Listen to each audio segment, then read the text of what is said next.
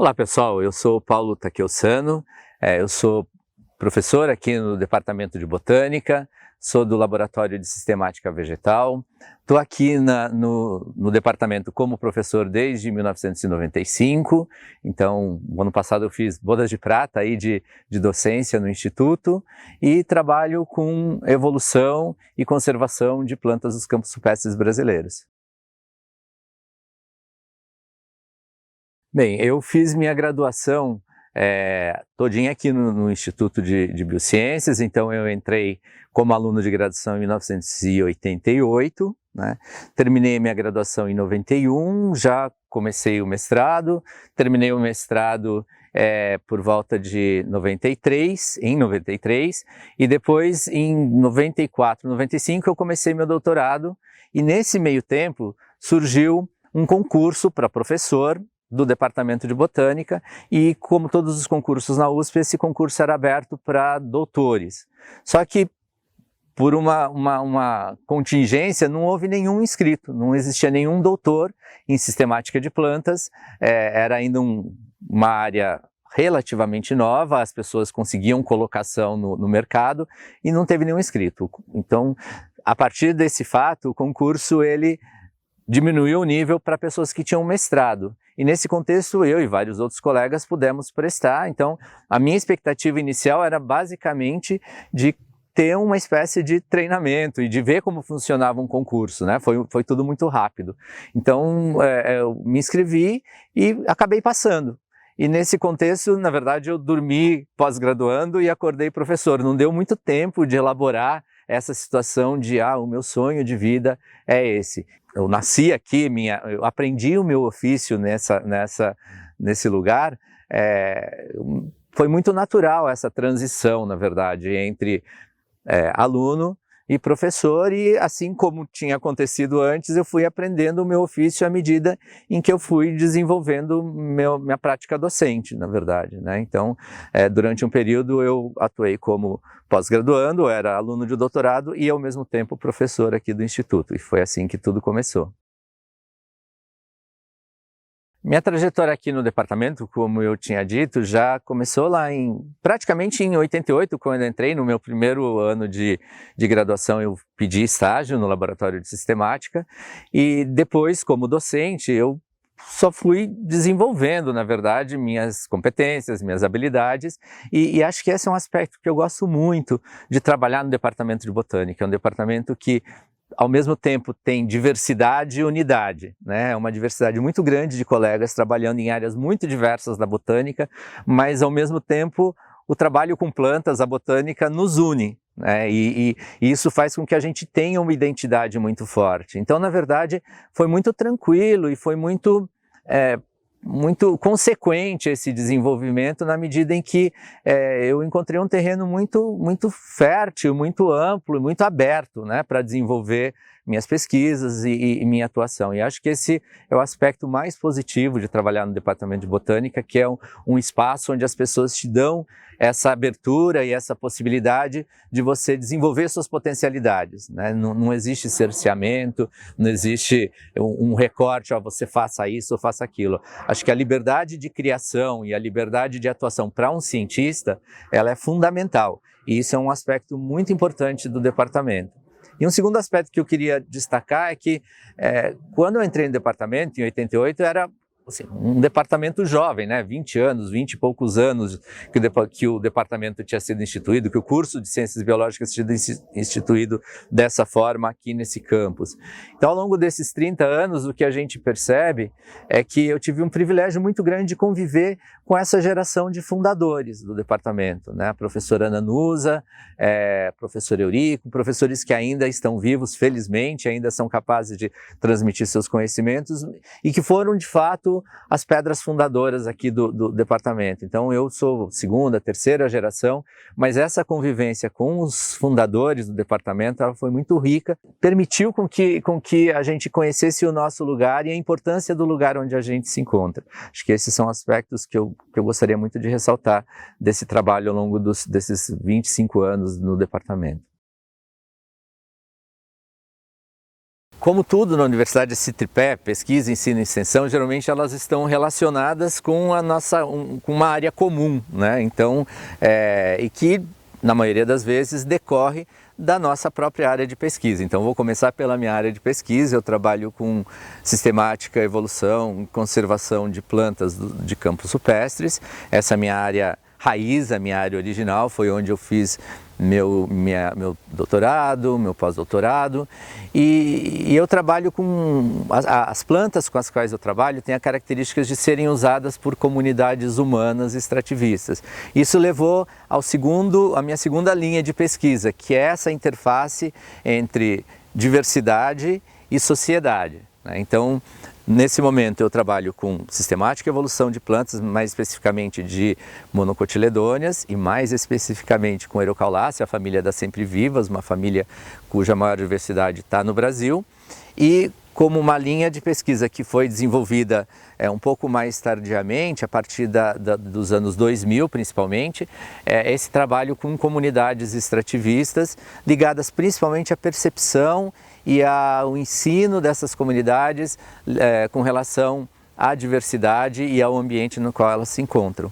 Então, essas são as minhas principais linhas de pesquisa no departamento, aqui na USP, e a partir delas eu desenvolvi então a minha linha de docência, na verdade. Então eu dou aula em temas que abordam essas questões.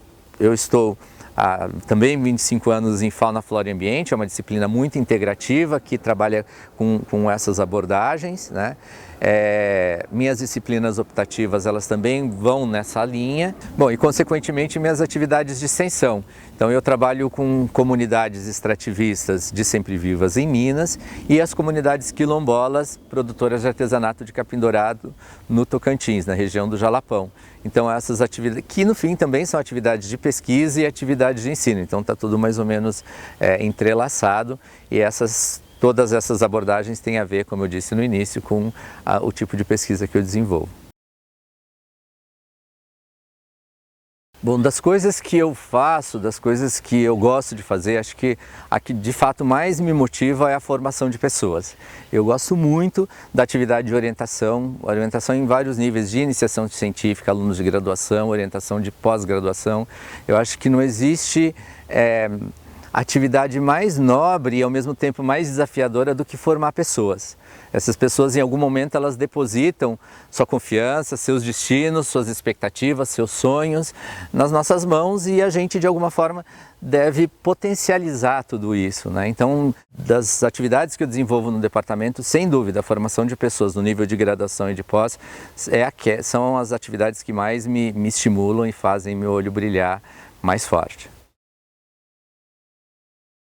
Falar das dificuldades sempre é falar de desafios, né? Eu acho que dificuldades sempre são tarefas, mas no contexto acadêmico, eu acho que a maior dificuldade que qualquer pessoa encontra, não só eu, é a egolatria. Na verdade, a gente está num ambiente em que os egos, de uma forma geral, e quando eu digo não são os outros, são os nossos também, são muito inflados, né? Então, tentar saber reconhecer isso, conviver com isso e contornar essas situações, às vezes gera conflitos, às vezes é muito desgastante e às vezes não leva a muita solução. Então, dos aspectos da vida acadêmica, sem dúvida, aquele que mais talvez seja desafiador nesse contexto é o embate de egos, o embate de egos inflados, né? Acho que essa seria a questão.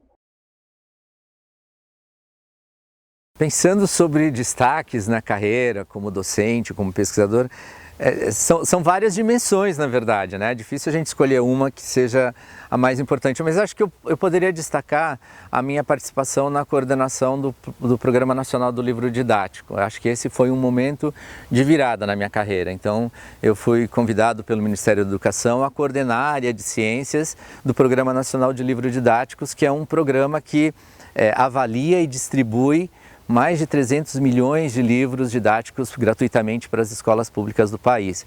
Isso foi em 2003, de 2002, na verdade, até 2006, né?